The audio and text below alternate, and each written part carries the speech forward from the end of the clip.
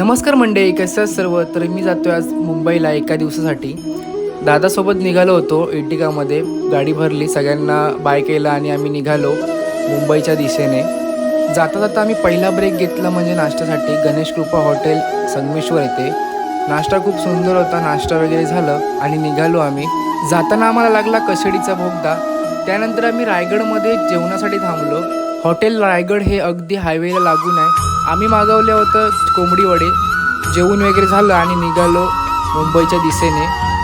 सातारा हायवेला लागलो तसं आपली स्वप्नांची नगरी मुंबई दिसायला लागली.